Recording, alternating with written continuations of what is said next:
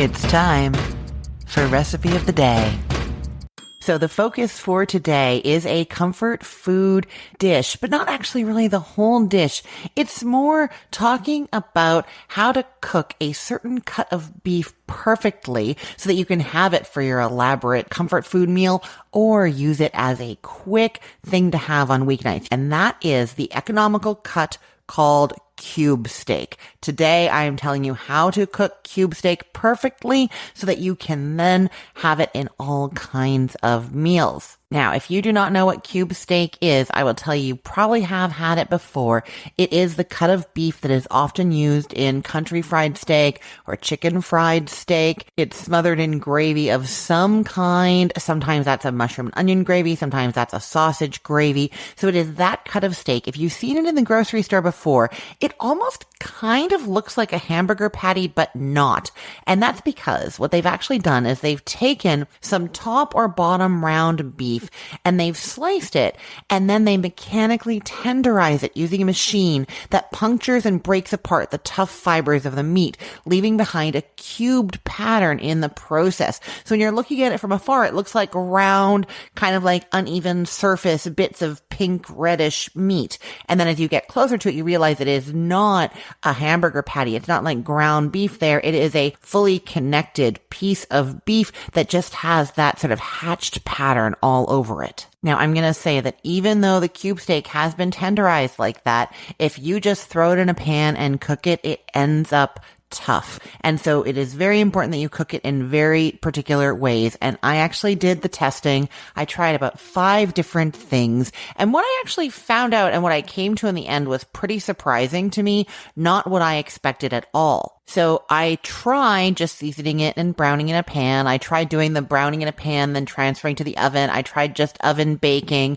What worked best though was to dredge it in flour and then brown it. And this is really interesting to me because this cut is used in that kind of way. It's often dredged in flour and pan fried. And I always thought that was like somehow helping with the sauce. The flour was there for the sauce.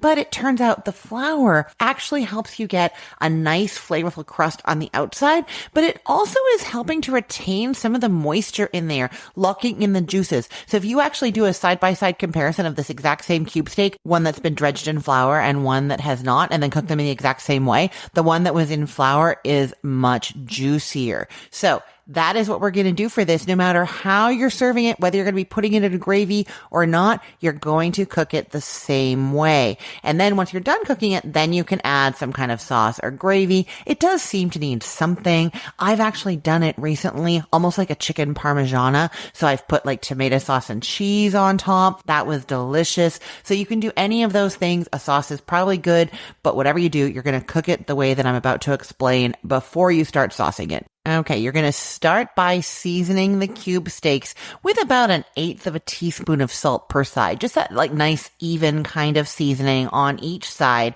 Then you're going to dredge each one in all-purpose flour, shaking it off. You don't want any excess flour in there, just to coat it. Then set those aside, and you're going to get out a big skillet. I use a big cast iron skillet. That lets me fit all 4 of them in there, and the cast iron really holds the heat well so that you don't end up with that like steaming action. If you've got a smaller skillet or only stainless steel skillets or non-stick, you might want to do these in batches 2 at a time because they can kind of steam and not brown properly. Anyhow, you're going to get out a big skillet if you have one. Cast iron is the best. And you're going to put it over medium heat with 3 tablespoons of cooking oil. My go-to is often grapeseed oil. It has a nice high smoking point, not a lot of flavor, but you can use olive oil, vegetable oil, coconut oil, whatever it is that you like to cook with. You're heating that over the medium-high heat until it's shimmering, really, really hot. Then 4 of those steaks are going into that pan for 3 minutes on each side. Just put them in for 3 minutes, then flip them over, 3 more minutes,